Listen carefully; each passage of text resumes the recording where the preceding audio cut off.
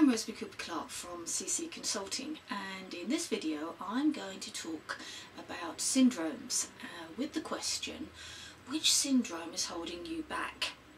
Now, what do I mean by syndromes? Well, I'm going to talk about three of them, and I've had experience of at various parts in my career and my life, and I think you may well recognise them too.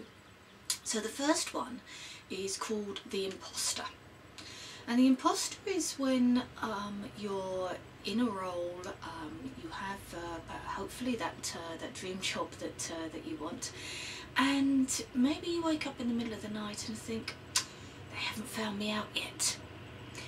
It's the one where you don't quite believe that you're up to the job, and it can hold you back, because if you lack that confidence, you're not going to lead with the same passion and confidence that you would do if you really believed that you did deserve the role. And how do you combat it? Well, maybe you follow it a little bit more, because if it's a lack of confidence around you deserving that role, maybe your confidence should then further assume that they, as in the people who appointed you, might know more than you do, and they might have seen things in you that you haven't seen. They believe that you can do the job, that you can deliver, that you can inspire and lead, and so maybe it's a time to believe them rather than yourself. So the questions are here: what could you do if you didn't have this syndrome? Who could you be? The second is the martyr. And the martyr's recognised because they do everything for everybody. Nothing is too much trouble. You know, they'll be in early, they'll leave late, they'll meet the deadlines. It's almost a case of when the boss asks jump, the response is how high. Everything is done for others. And with the martyr, it actually means that you're so busy running around that you're not really focusing on what you need, and because you're giving yourself to others. And that's the question: is you being a martyr more about how you think about yourself than it is about you looking after others? So again, what could you do if you didn't have this syndrome? Who could you be?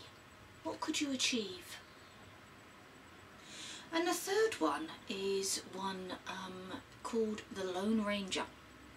And the Lone Ranger is typically when you feel overwhelmed with the tasks that you have.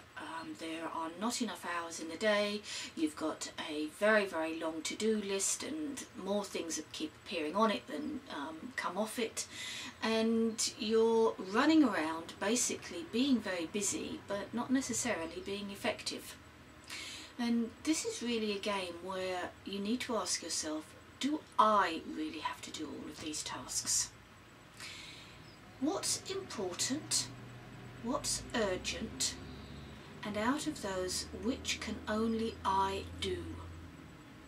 When you've asked yourself those questions, you can come up with a list of tasks, roles, that perhaps you could ask for some help.